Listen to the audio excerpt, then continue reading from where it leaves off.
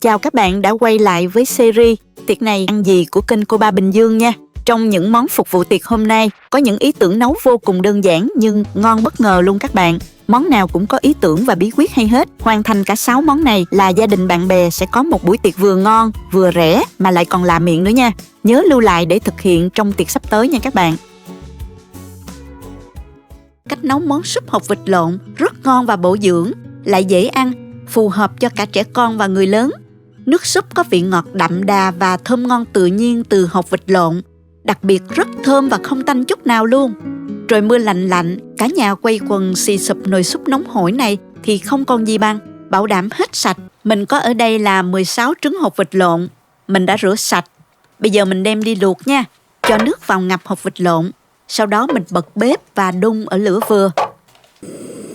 Mình luộc khoảng 15 phút tính từ khi nước sôi nhé các bạn. Để làm món súp này, mình chuẩn bị thêm táo tàu, táo đỏ và kỷ tử. Mình đem những nguyên liệu này đi ngâm với nước cho nở nha.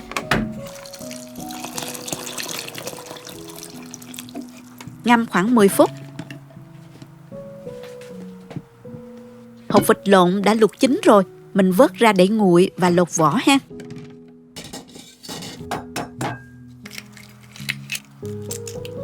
Giữ lại hết nước trong hột vịt lộn nha các bạn. Nước này rất ngọt và giàu dinh dưỡng lắm. Sau đó táo tàu, táo đỏ và kỷ tử rửa sơ lại cho sạch. Món này không thể thiếu gừng, ăn rất hợp và ấm bụng nữa. Gừng đã lột vỏ, mình cắt lát mỏng. Sau đó mình cắt sợi nhỏ. Rau răm cũng vậy, mình cắt nhỏ ra ha. Tiếp theo mình nấu nước súp. Các bạn có thể dùng nước hầm xương gà hoặc là xương heo đều được. Để tiện lợi ở đây thì mình dùng nước hầm gà đóng hộp này. Loại này rất thơm ngon và ngọt nước, không hề bị gắt đâu nha. Cho 1 lít nước hầm xương vào đây. Và mình thêm vào nửa lít nước lạnh nữa. Thử lại nước dùng và mình nêm vào đây 1 muỗng canh rưỡi hạt nêm, 1 muỗng cà phê đường, nửa muỗng cà phê muối, khuấy cho tan. Tùy vào loại nước dùng sử dụng mà bạn nêm nếm lại cho vừa khẩu vị gia đình mình nha. Và nấu cho nước sôi riu riu. Lúc này mình thêm vào đây táo tàu và táo đỏ. Hớt bọt nếu có nha các bạn.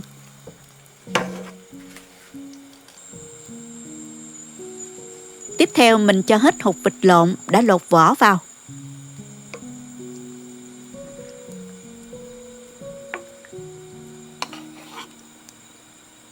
Nhớ cho hết phần nước trong hột vịt lộn vào luôn nha các bạn.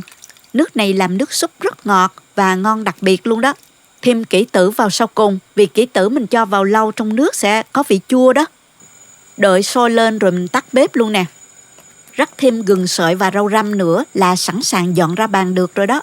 Một phiên bản ngon hơn của món bò cuộn lá lốp nướng. Bí quyết nằm trong phần công thức ướp và một số nguyên liệu thêm vào phần nhân. Đơn giản, bất ngờ nhưng hiệu quả vô cùng luôn. Đầu tiên mình sơ chế phần mỡ trước. Ở đây mình dùng mỡ thịt đã được cắt lạng sẵn ra như thế này. Mình đã rửa sạch với muối và giấm. Bây giờ mình sẽ trụng cái phần mỡ này nha.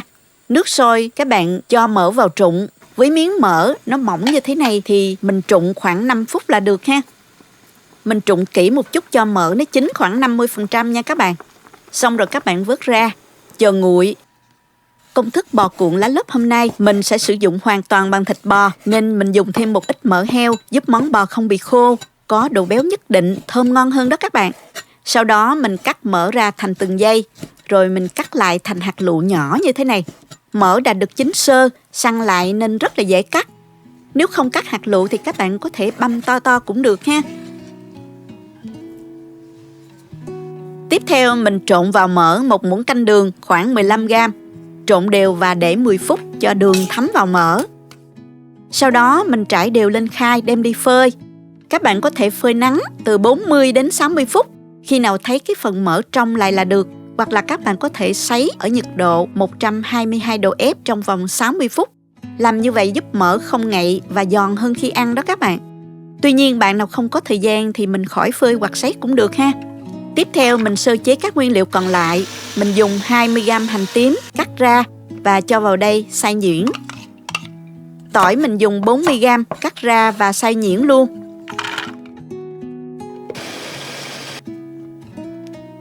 Mình dùng thêm một ít gốc hành lá, băm nhỏ ra.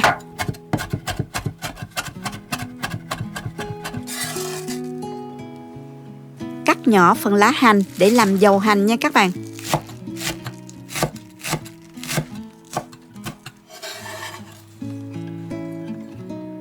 Phần sả cay thì mình bào mỏng phần non. Rồi cho vào cối xay luôn cho nhanh. Các bạn băm cũng được ha. Nhớ là băm cho thiệt nhuyễn nha, để khi mình ướp vào thịt ăn sẽ không bị xảm nha các bạn. Phần thơm này thì mình dùng khoảng 200g, băm nhỏ ra để mình làm nước chấm.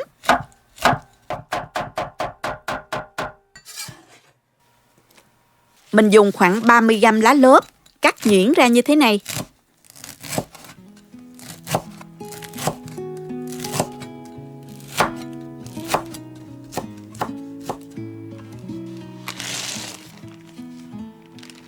Còn đậu phộng rang thì cho vào bịch zip, giã bể sơ như vậy, rất là nhanh luôn.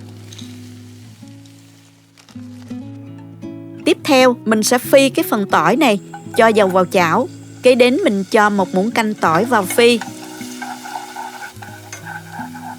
Khi thấy tỏi gần chuyển vàng thì mình tắt bếp, cho ra rây. Nhớ là không phi quá vàng nha, tỏi sẽ bị đắng nha các bạn. Phần dầu này các bạn cho vào chén hành để làm dầu hành.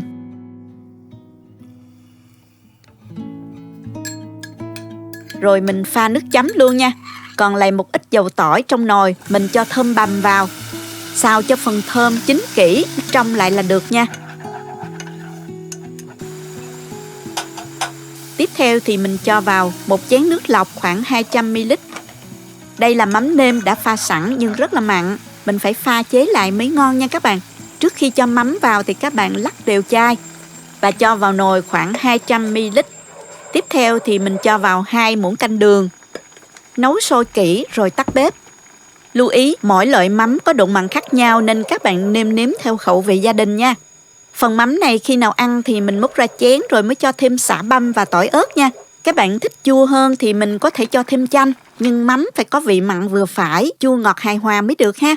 Như vậy là mọi thứ đã chuẩn bị xong. Bước tiếp theo là mình đi ướp thịt nè. Cho vào thố 600g thịt bò.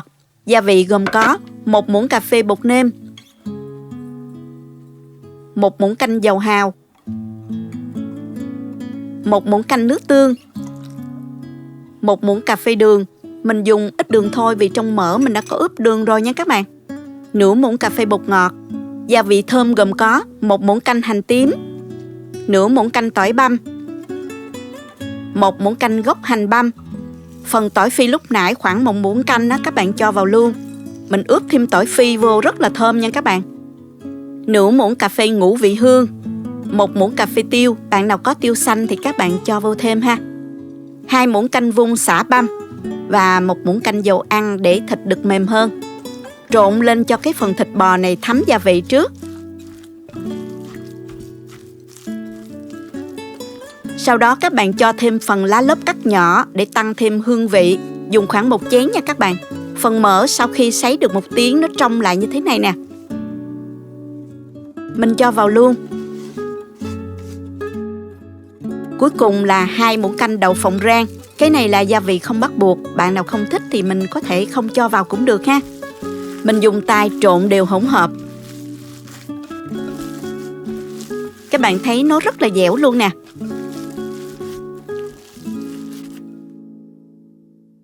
Cuối cùng bước cuộn rất là đơn giản.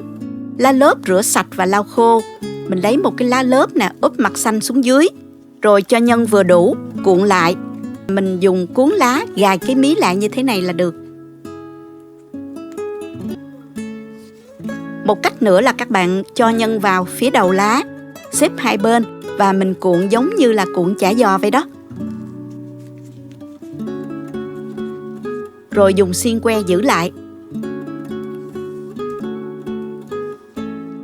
Hoặc là các bạn cuộn bình thường rồi mình xiên vào que, hay là mình xếp lên dĩ nướng luôn cũng được. Cách nào nhanh nhất thì mình làm nha. Lưu ý là phần lá lốt nào nhỏ thì các bạn nên dùng 2 lá để cuốn, Khi nướng, phần lá ngoài cháy xém vẫn còn lớp lá bên trong, như vậy sẽ giữ được hương thơm vốn có của lá lốp. Mình cuộn xong rồi nè các bạn. Món này các bạn nướng trong nồi chiên không dầu hoặc là áp chảo cũng nhanh và tiện lắm. Nhưng hôm nay thời tiết mát mẻ nên mình ra vườn để nướng than nha. Nhiệt độ than cũng vừa phải, không quá nóng, sẽ bị cháy háp nha các bạn. Trước khi nướng, mình sẽ phết đều lên một lớp dầu ăn để phần lá không bị cháy. Đặt xiên lên vỉ và mình nướng thôi. Nhớ trở đều để bò được chín đều nha. Mùi bò lá lốp thơm lắm luôn các bạn ơi. Mùi hương đặc trưng này nghe là đói bụng liền luôn. Thịt bò rất là nhanh chín và phần mỡ heo mình cũng đã trụng chín sơ nên ăn rất là yên tâm. Như vậy là được rồi nè các bạn. Mình cho ra đĩa và tiếp tục nướng những vỉ còn lại ha. Bạn có biết cách chiên cơm này chưa? Đổ trực tiếp lòng đỏ trứng vào cơm trắng rồi trộn lên. Tuy nhiên không chỉ có vậy đâu nha. Còn thêm vài bí quyết nhỏ nữa mình sẽ chia sẻ rõ ràng qua video này để thành phẩm cơm chiên Dương Châu mềm thơm, tơi xốp từng hạt mà không bao giờ vón cục. Trước khi chiên cơm mình sẽ chuẩn bị phần nguyên liệu để chiên cùng cơm nhé. Lạp xưởng thì mình cắt nhỏ thành hình hạt lựu. Cắt đều nhau để dễ ăn và đẹp mắt hơn nha các bạn. Dùng lạp xưởng mai quế lộ cho thơm ha.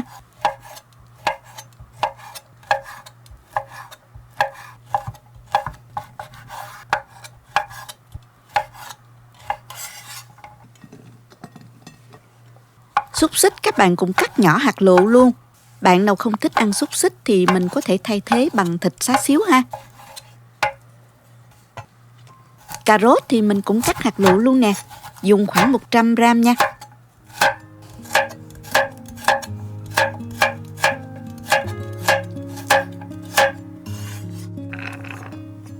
Hành tím và tỏi thì mình băm nhuyễn để qua một bên.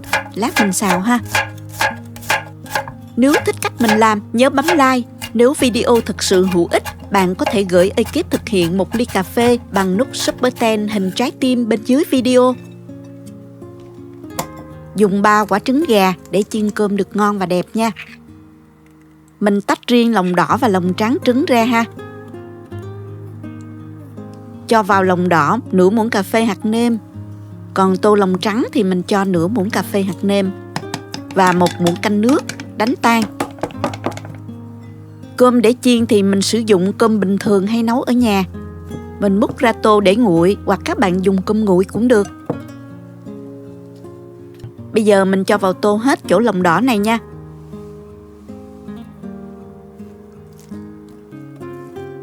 Thêm vào 1 muỗng canh rưỡi dầu màu điều.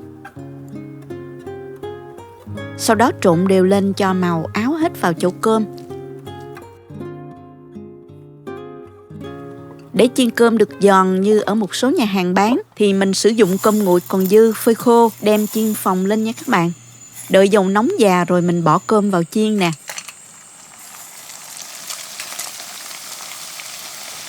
Cơm phồng lên thì mình đảo sơ rồi vớt ra để cho ráo dầu. Bây giờ mình đi chiên cơm. Mình dùng chảo to sâu lòng để dễ trộn ha. Cho vào chảo một ít dầu ăn. Đợi dầu nóng thì mình cho 1 phần hành tỏi băm vào phi thơm. Sau đó thì mình cho tôm vào. Và mình nêm vào 1/4 muỗng cà phê hạt nêm và 1/4 muỗng cà phê tiêu. Xào cho chín với lửa vừa. Rồi đổ tạm ra đĩa ha. Mình dùng lại cái chảo này luôn. Cho hết lạp xưởng, xúc xích và cà rốt vào. Xào chín nha các bạn. Cuối cùng mình cho đầu cô ve vào. Tiếp tục mình dùng lại chảo này và thêm một ít dầu nữa. Dầu nóng thì mình cho hết chỗ hành tỏi còn lại vào phi lên cho thơm. Rồi mình cho cơm vào chiên với lửa vừa. Đảo đều tay cho các hạt cơm chín đều và tơi ra ha.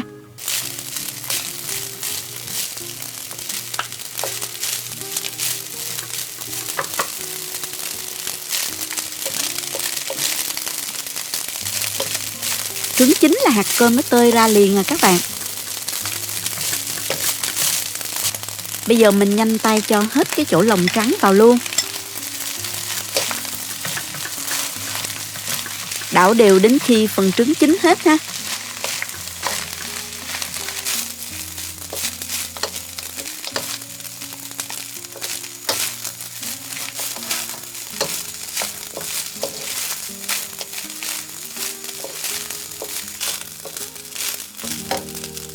Nêm thêm vào 2 muỗng cà phê hạt nêm nữa, mình trộn đều lên. Tùy theo khẩu vị gia đình, mình có thể nêm nhạt hơn để khi ăn mình rưới thêm nước tương nha các bạn.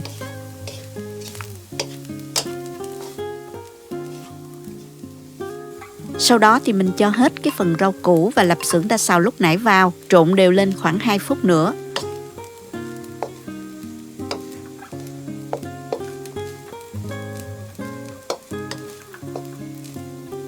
Xong rồi, mình tắt bếp và cho một phần cơm chiên giòn và tôm vào, đảo đều lên. Rắc một chút tiêu và dọn ra đĩa thưởng thức thôi. Cùng nhau làm mực hấp Thái, món ăn nhìn thấy nghe mùi thôi là đói bụng liền. Công thức sốt Thái thơm phức, chua cay vô cùng hợp và kích thích vị giác. Ngò rí thì mình dùng 4 đến 5 cây, cắt nhỏ cả luôn phần gốc luôn. Gốc ngò rất là thơm và tạo mùi đặc trưng cho món này. Phần lá thì mình cắt to một chút nha. Chanh thì mình cắt 2 trái, vắt nước và lấy khoảng 2 muỗng canh rưỡi nước cốt chanh.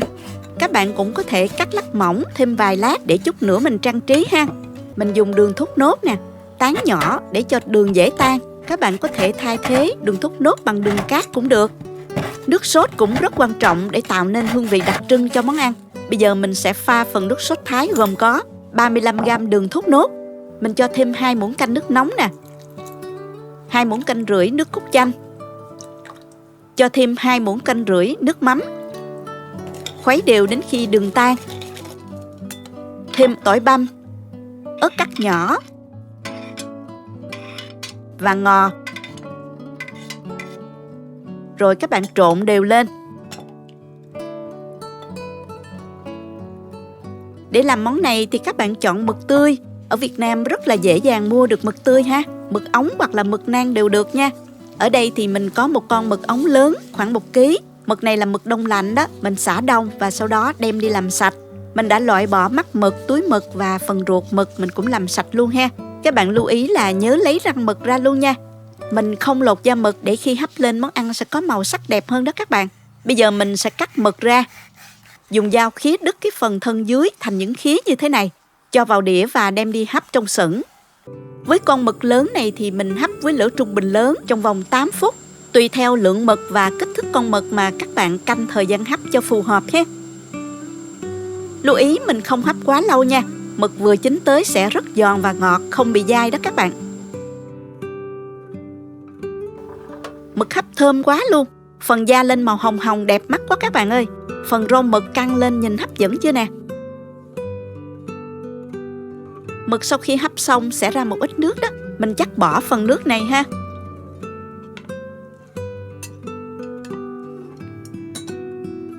Mực vừa hấp nóng xong đó, mình rưới ngay hỗn hợp này lên trên nha. Wow, thơm quá các bạn ơi. Nghe mùi chua chua cay cay của sốt Thái hòa với mùi mực hấp đói bụng quá luôn. Màu xanh đỏ nhìn hấp dẫn chưa nè. Món này các bạn có thể chuẩn bị trước bằng cách hấp chín mực và bảo quản trong tủ lạnh. Khi nào ăn thì mình quay nóng lên và rưới nước sốt lên là có thể phục vụ ngay. Quá là nhanh và tiện lợi phải không các bạn?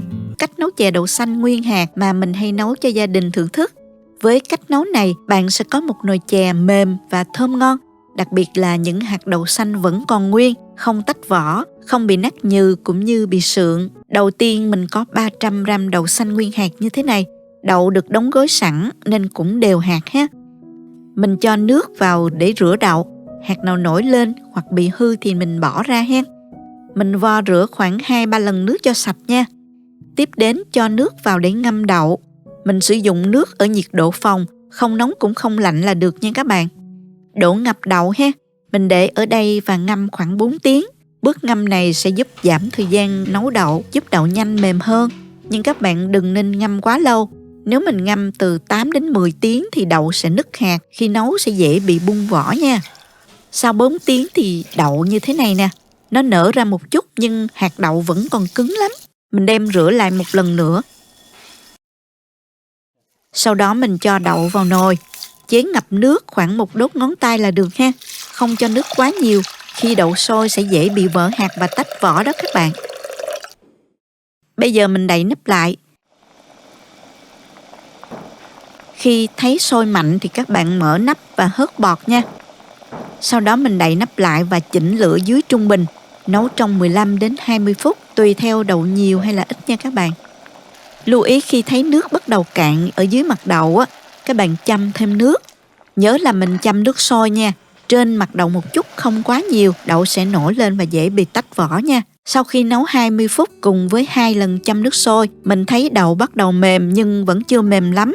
Bây giờ mình tắt lửa và cứ để yên như vậy, không trộn đậu nha các bạn. Mình đậy nắp lại và ủ đậu trong 20 phút. Nếu các bạn quên mình ủ trên thời gian đó cũng không sao, không ảnh hưởng gì đến đậu nha các bạn. Trong khi chờ ủ đậu thì mình cho nước vào ngâm phổ tai. Mình dùng 10 gram phổ tai khô là vừa nha. Cái này ngâm nó nở ra nhiều lắm đó. Sau 15 phút khi thấy nở mềm ra rồi thì mình rửa lại với nhiều lần nước cho sạch, để ráo rồi mình cắt ngắn lại cho vừa ăn là được nha. Nhà mình thích ăn trân châu, mình làm một ít để cho vào chè. Bạn có thể thêm vào chè bột bán kim hay là bột khoai tùy theo ý thích nha các bạn. Mình dùng 80 gram bột năng, cho nước thật sôi vào từ từ nè. Dùng phới trộn để nó nóng lắm đó. Nếu nhão quá thì mình thêm một ít bột vào, còn nếu khô thì mình cho thêm một ít nước sôi nhé. Lúc này mình dùng tay nhồi cho đến khi khối bột mịn và dẻo. Mình có thể kéo ra như vậy là được ha.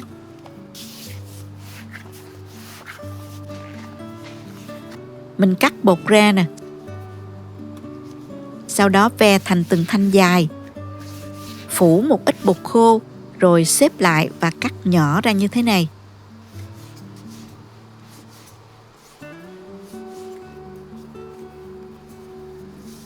Muốn tròn thì mình dùng tay vo trên mặt phẳng là nó tròn à, nhanh lắm luôn, hoặc để yên như vậy cũng được.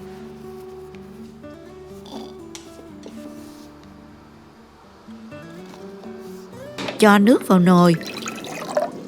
Nước sôi bùng thì mình cho trân châu vào luộc.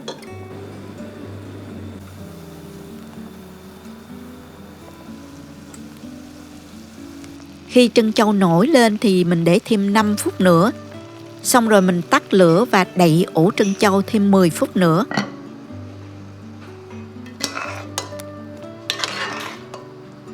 Sau đó mình vớt ra, cho vào thau nước lạnh và mình đem rửa lại cho sạch bột thừa. Rồi mình ngâm nước để trân châu không bị dính vào nhau nha. Mình dùng 250 gram đường thốt nốt. Sau 20 phút ủ đậu thì mình mở nắp ra kiểm tra nè. Đậu đã mềm hơn lúc nãy rất nhiều. Lúc này mình cho nước sôi vào và bật lửa trở lại nấu thêm ha. Lúc này đậu rất nhanh mềm lắm nha các bạn, nên các bạn nhớ thăm chừng.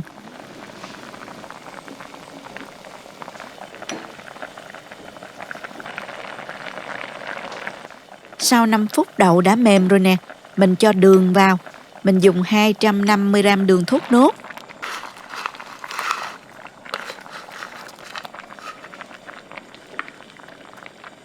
Thêm 1/3 muỗng cà phê muối cho vị ngọt được đậm đà hơn. Khi đường tan hết, mình hạ lửa nhỏ, cho chè sôi nhẹ thôi nha. Cho đường thấm vào hạt đậu. Sau đó mình châm nước sôi vào. Lượng nước thì tùy thích nha. Bạn muốn ăn lỏng thì mình cho nhiều hơn nha. Mình có thể trộn nhẹ nhàng vì lúc này đậu rất mềm nha các bạn. Xong rồi mình cho trân châu và phổ tai vào luôn. Một chút vani nữa cho thơm nha. Nồi chè đã nấu xong rồi đó các bạn. Ăn nóng hay lạnh đều ngon. Chỉ cần 3 quả chuối chín, một ít bột thông dụng và một cái chảo. Cho thêm vào một ít công sức là chúng ta sẽ có ngay món bánh nướng bằng chảo. Không cần lò nướng mà thành phẩm thơm ngon không thua gì bánh bông lan. Để làm món bánh chuối này, các bạn có thể sử dụng chuối già hoặc là chuối xiêm, chuối nào cũng được hết ha. Miễn là chuối đã chín là được. Chín mùi thì càng ngon hơn.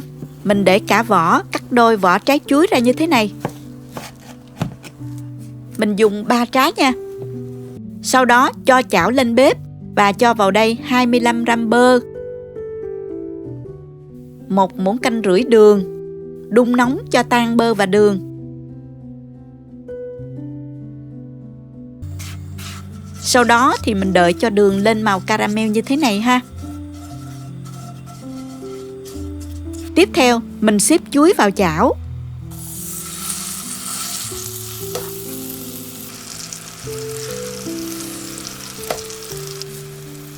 Xếp đều cho bề mặt chuối phủ đều lên bề mặt của chảo như vậy ha.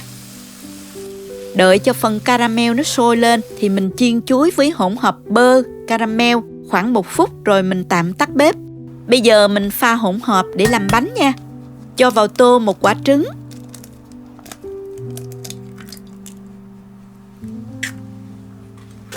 100 đến 120 gram đường cắt trắng nha. Một chút muối.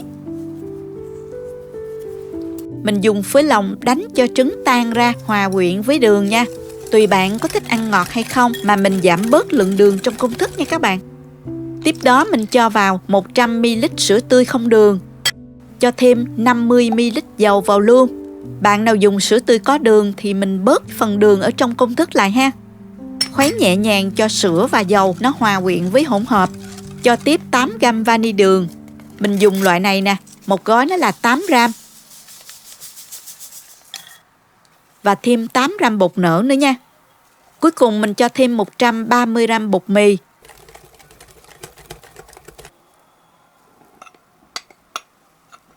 Và 20g bột cacao. Những bột này đó thì mình dùng rây cho mịn rồi mình cho vào, sẽ dễ khuấy tan hơn nha các bạn.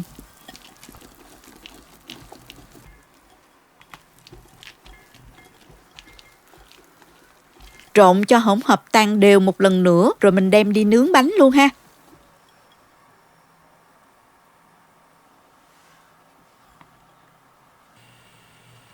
Bật bếp ở lửa nhỏ cho phần chuối và caramel nóng lên. Sau đó thì mình cho hết chỗ bột đã trộn vào chảo.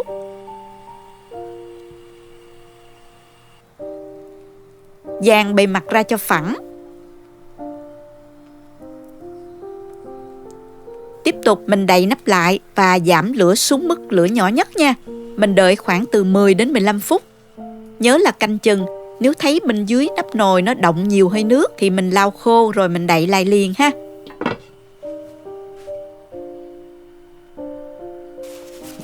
Sau khoảng 15 phút các bạn mở ra, thấy bề mặt của bánh nó khô như thế này, sờ thử tay vào không dính là được ha. Mình dùng một cái tăm tre kiểm tra lại bánh một lần nữa, xăm vào bánh. Nếu thấy que tre không dính bột như thế này là bánh đã chín rồi đó các bạn. Mình dùng một cái thớt tròn hoặc một cái đĩa để úp bánh ra nè.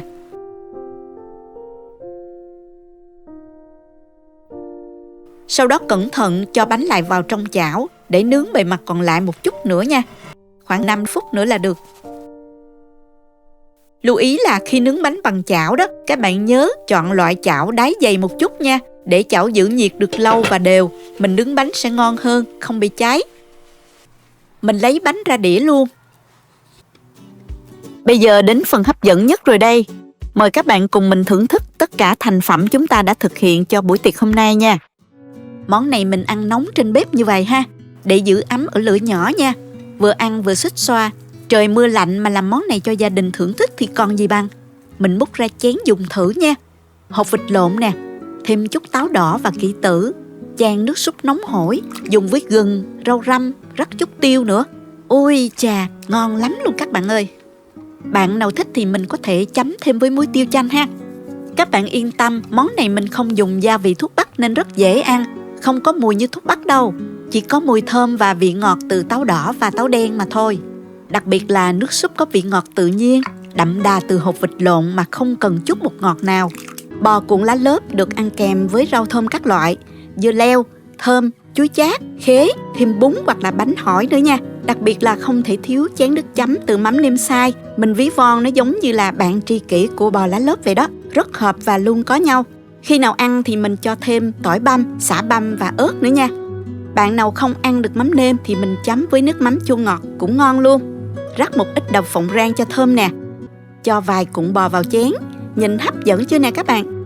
Cho bánh hỏi cùng với khế, chuối chát, rau thơm, chan nước chấm và dùng thôi. Các bạn có thể cuốn bánh tráng với đủ các loại rau.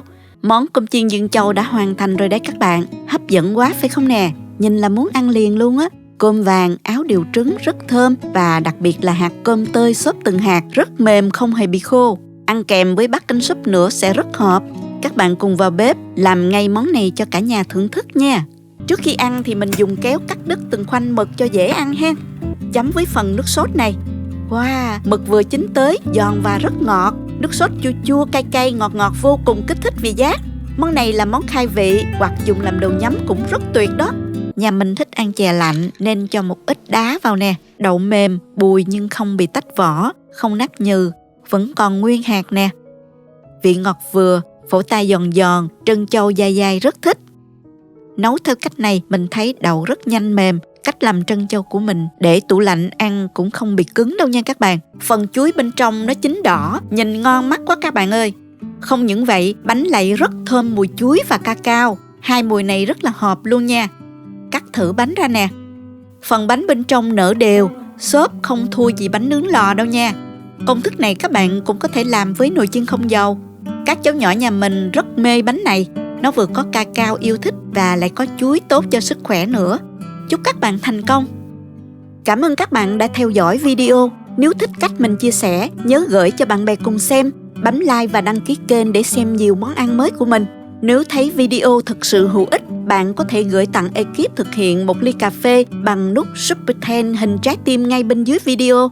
Các bạn cũng có thể truy cập website cobabinhdương.com để xem công thức nấu ăn dưới dạng bài viết. Chào tạm biệt và hẹn gặp lại các bạn trong video kỳ tới nha.